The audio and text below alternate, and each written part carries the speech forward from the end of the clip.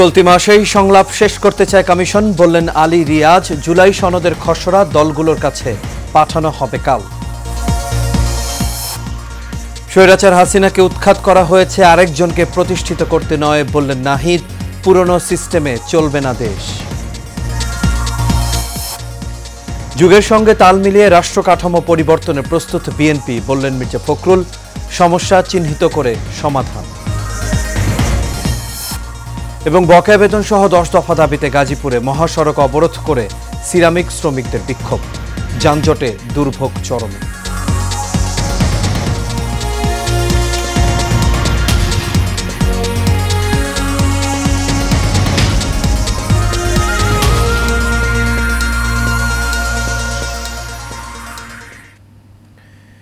সবাইকে স্বাগত এশিয়া নিউজে। দর্শক, পুরো সংবাদ জুড়ে আপনাদের সঙ্গে আছি আমি আনোয়ার রাজা। তখন শুনছিলেন বিআরবি কেবল ইন্ডাস্ট্রিজ লিমিটেড সংবাদ শিরোনামে। এবার চলে যাচ্ছি পুরো খবরে।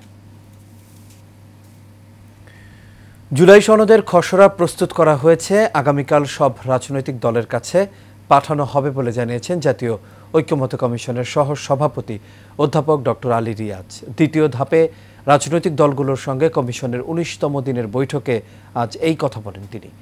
আগামী 3 দিনের মধ্যে সংস্কার ইস্যু নিষ্পত্তি হবে বলেও আশা প্রকাশ করেন অধ্যাপক ডক্টর আলী রিয়াজ। এর আগে 11:15টায় রাজধানীর ফরেন সার্ভিস একাডেমির দোয়েল হলে আলোচনা শুরু হয়। বৈঠকে বিএনপি, জামায়াত এবং এনসিপি সহ বিভিন্ন রাজনৈতিক দলের নেতারা অংশগ্রহণ করেন।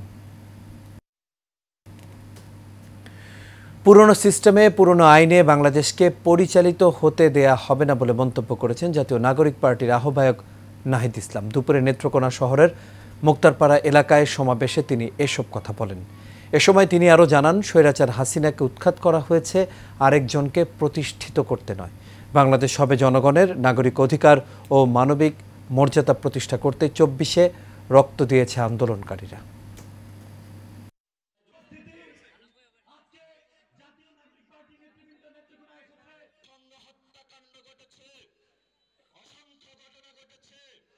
শেখ হাসিনা সহ আওয়ামী লীগের যারা বিভিন্ন সন্ত্রাসীরা রয়েছে তাদের বিচারের দাবিতে আমরা রাজপথে নেমেছি এবং দেশব্যাপী সংস্কারের দাবিতে আমরা নেমেছি এবং একটা নতুন সংবিধানের দাবিতে আমরা নেমেছি। এই নতুন সংবিধানের জন্য আমাদের একটি গণপরিষদ নির্বাচন লাগবে। যেই গণপরিষদ নির্বাচনের মাধ্যমে বাংলাদেশের সাধারণ মানুষ, বাংলাদেশের অভ্যুত্থানকারী জনতা বাংলাদেশের আগামীর নতুন সংবিধান নির্ধারণ করবে। বিএনপি জনগণের প্রয়োজনীয়তা সম্পর্কে সচেতন বলে মন্তব্য করেছেন দলটির মহাসচিব মির্জা ফখরুল ইসলাম আলমগীর। দুপুরে রাজধানীর মহাখালীর ব্র্যাক সেন্টারে পদ্মা ব্যারাজ ও দ্বিতীয় পদ্মা সেতু বাস্তবায়ন প্রয়োজনীয়তা শীর্ষক সেমিনারে এই মন্তব্য করেন তিনি। ফখরুল বলেন, রাষ্ট্র কাঠামো পরিবর্তনের প্রয়োজনীয়তা নিয়ে সচেতনতার সঙ্গে এগোচ্ছে বিএনপি। পদ্মা ব্যারাজ এবং দ্বিতীয় পদ্মা সেতুর প্রয়োজনীয়তা রয়েছে উল্লেখ করে তিনি আরও বলেন, এজন্য রাজনৈতিক কমিটমেন্ট প্রয়োজন, তবে জনগণের মধ্যে দাবিও উঠতে হবে। সবকিছু মানুষের ওপর নির্ভর করবে। ঐক্যবদ্ধ থাকলে বাংলাদেশের মানুষ পারে। সেটি 71 সালে প্রমাণিত হয়েছে, এমনকি 24-এও তা প্রমাণিত হয়েছে, যোগ করেন বিএনপির এই মহাসচিব।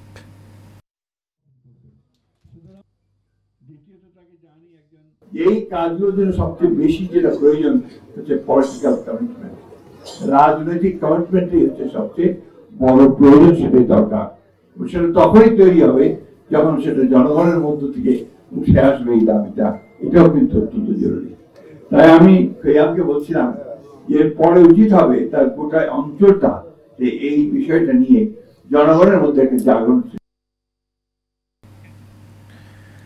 বকেয়া বেতন সহ 10 দফা দাবিতে গাজীপুরের শ্রীপুরে ঢাকা ময়মনসিংহ মহাসড়ক অবরোধ করে বিক্ষোভ করেছেন আরেকে সিরামিক কারখানা শ্রমিকরা। এতে মহাসড়কের দুপাশে দীর্ঘ যানজটের সৃষ্টি হয়। সকাল থেকে ঢাকা ময়মনসিংহ মহাসড়কের জৈনাবাজার এলাকায় অবস্থান নিয়ে বিক্ষোভ শুরু করেন কারখানার কয়েকশো শ্রমিক।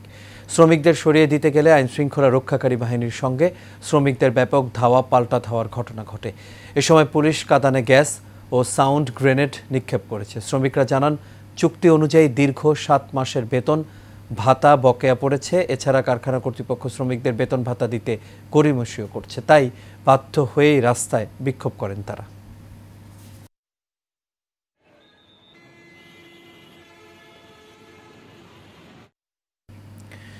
বর্ষার শুরুতেই চাঁপাইনবাবগঞ্জের দেবীনগর ইউনিয়নের মহানন্দা নদীর কয়েক কিলোমিটার এলাকা জুড়ে তীব্র ভাঙন দেখা দিয়েছে। এরই মধ্যে নদী গর্ভে বিলীন হয়েছে কয়েকশো বিঘা ফসলি জমি, বসতবাড়ি সহ বিভিন্ন স্থাপনা। ভাঙন দেখা দিয়েছে জিও ব্যাগ দিয়ে নির্মাণ করা অস্থায়ী বাঁধেও।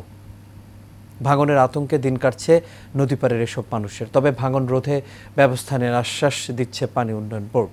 মোহাম্মদ হানিফ মেহমুদের তথ্য ছবিতে বিস্তারিত জানাচ্ছেন শেখ ফাহিম।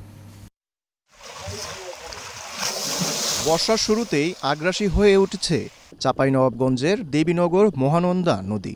সদর উপজেলার হরমাঘাট থেকে তরপাঘাট পর্যন্ত প্রায় ৩ কিলোমিটার এলাকা জুড়ে দেখা দিয়েছে তীব্র ভাঙন। হঠাৎ ভাঙনের কবলে দিশেহারা নদীপাড়ের বাসিন্দারা। স্থানীয়রা জানান, পদ্মায় দফায় দফায় ভাঙনের শিকার হয়ে বসতবাড়ি ও ফসলি জমি হারিয়ে হরমা এলাকায় আশ্রয় নিয়েছেন তারা। এবার মহানন্দা নদীর ভাঙনে ফের নদীগর্ভে বিলীন ফসলি জমি, বসতবাড়ি সহ বিভিন্ন স্থাপনা।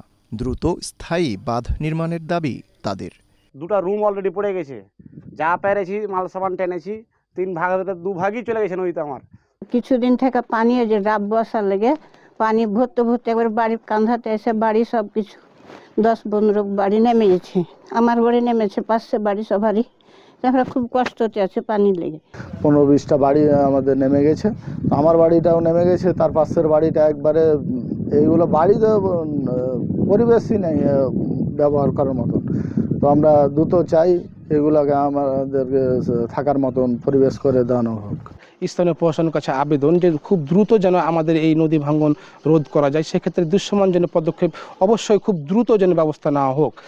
এমন বাস্তবতায় জরুরি ভিত্তিতে জিও ব্যাগ ফেলে ভাঙন রোধে কাজ শুরু করার আশ্বাস পানি উন্নয়ন বোর্ডের।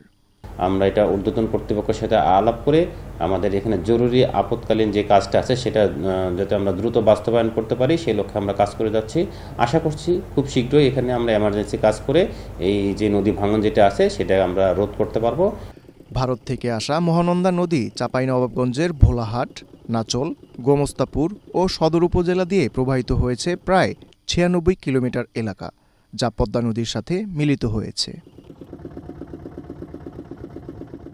Sheikh Fahim, Asian television. বঙ্গোপসাগরে সৃষ্ট নিম্নচাপের প্রভাবে টানা বৃষ্টি ও অস্বাভাবিক জোয়ারের পানিতে ফেনীর উপকূলীয় উপজেলা সোনাগাজীর অন্তত 11টি গ্রাম প্লাবিত হয়েছে। এতে তলিয়ে গেছে ঘরবাড়ি, ফসলি জমি ও সড়ক। জোয়ারের নোনা পানিতে হুমকিতে পড়েছে এলাকার কৃষিজমি ও মৎস্য ক্ষেত। স্থানীয়রা বলছেন প্রায় 3,500 হেক্টর জমি ক্ষতির মুখে পড়েছে। অন্যদিকে প্লাবিত হয়েছে উপকূলীয় নিম্নাঞ্চল। এর ফলে জেলার দ্বীপ উপজেলা হাতিয়ায় প্রায় 3 কিলোমিটার বেড়িবাঁধ ক্ষতিগ্রস্ত হয়েছে এবং বিস্তীর্ণ জনপদ প্লাবিত হয়েছে। দেশের 8 বিভাগের অনেক জায়গায় বজ্রসহ বৃষ্টি হতে পারে বলে জানিয়েছে আবহাওয়া অধিদপ্তর।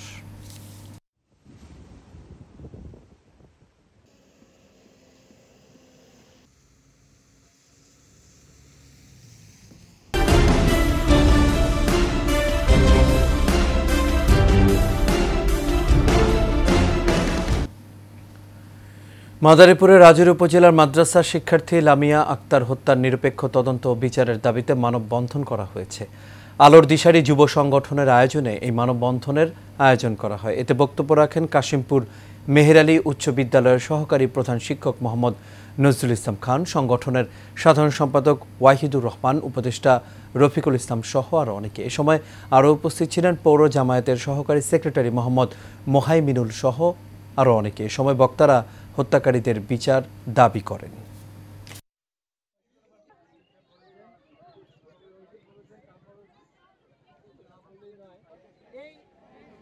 তিতুমীর কলেজের শিক্ষার্থীদের স্বার্থে এবং শিক্ষার মান উন্নয়নে 3য় দফা দাবি জানিয়ে সংবাদ সম্মেলন করেছে শিক্ষার্থীদের একটি অংশ। সকালে কলেজ ক্যাম্পাসে আয়োজিত এই সংবাদ সম্মেলনে শিক্ষার্থীদের জানানো দাবিগুলো হলো কলেজের কোনো আসন না কমানো, শিক্ষার্থীদের আবাসিক সংকট নিরসনে তিতুমীরের পাশেই পড়ে থাকা রাজুকের জায়গা তিতুমীরের নামে বরাদ্দ দিয়ে হল নির্মাণ এবং তিতুমীর কলেজ কোনো অবস্থাতেই ইন্টারমিডিয়েট যুক্ত করা যাবে না। এসব দাবি না মানলে আবারও কঠোর কর্মসূচি দেয়া হবে বলেও জানায় তারা। সংবাদ সম্মেলনে লিখিত বক্তব্য পাঠ করেন শিক্ষার্থী সঞ্জিদা ইয়াসমিন। এ সময় উপস্থিত ছিলেন মাহিয়া মাসুম, গোলাম রাব্বি, তারিকুল ইসলাম সহ আরও অনেকেই। বিশ্ব পরিবেশ দিবস উপলক্ষে আলোচনা সভা, গুণীজন সংবর্ধনা ও সাংস্কৃতিক অনুষ্ঠান হয়েছে। রাজধানীর বেইলি রোডে বাংলাদেশ গার্ল গাইডস অ্যাসোসিয়েশন মিলনায়তনে এই আয়োজন করা হয়। এতে প্রধান অতিথি ছিলেন কণ্ঠশিল্পী ডক্টর খান আসাদুজ্জামান, বিশেষ অতিথি ছিলেন লায়ন এম নজরুল ইসলাম চৌধুরী, বিশিষ্ট চলচ্চিত্র অভিনেতা ডিএ তায়েব, জনপ্রিয় সঙ্গীত শিল্পী আলমরা মিনু, মাসিক অপরাজেয় বাংলাদেশ পত্রিকার সম্পাদক ডক্টর গাজী রহমান সহ আরও অনেকে।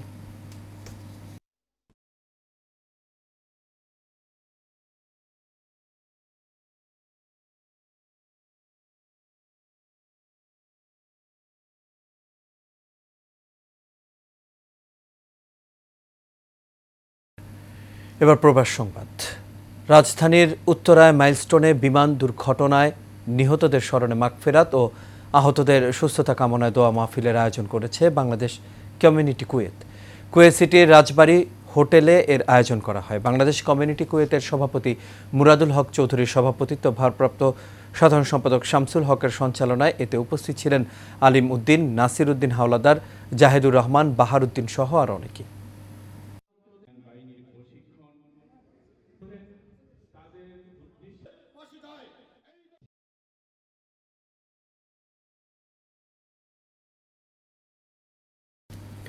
এবার চট্টগ্রাম সংবাদ।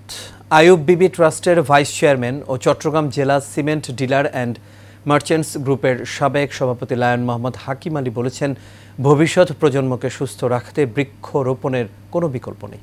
নগরীর পূর্ব নাসিরাবাদ আল জামিয়াতুল ইসলামিয়া মিসবাহুল উলুম মাদ্রাসা মিলনায়তনে অনুষ্ঠানের প্রধান অতিথি হিসেবে বক্তব্যে তিনি এসব কথা বলেন। এতে বক্তব্য রাখেন সংগঠনের সভাপতি আহমদুল আলম বাবুল, সাধারণ সম্পাদক শেখ মোহাম্মদ সরার হোসেন ও মাদ্রাসার পরিচালক মাওলানা আব্দুল জব্বার।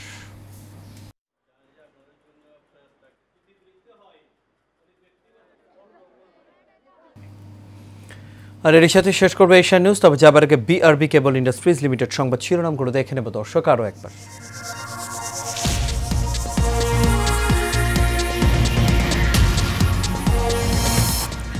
চলতি মাসেই সংলাপ শেষ করতে চায় কমিশন, বললেন আলী রিয়াজ। জুলাই সনদের খসড়া দলগুলোর কাছে পাঠানো হবে কাল। স্বৈরাচার হাসিনাকে উৎখাত করা হয়েছে, আরেকজনকে প্রতিষ্ঠিত করতে নয়, বললেন নাহিদ। পুরনো সিস্টেমে চলবে না দেশ। যুগের সঙ্গে তাল মিলিয়ে রাষ্ট্র কাঠামো পরিবর্তনের প্রস্তুত বিএনপি, বললেন মির্জা ফখরুল। সমস্যা চিহ্নিত করে সমাধান। এবং বকেয়া বেতন সহ 10 দফা দাবিতে গাজীপুরে মহাসড়ক অবরোধ করে সিরামিক শ্রমিকদের বিক্ষোভ, যানজটে দুর্ভোগ চরমে।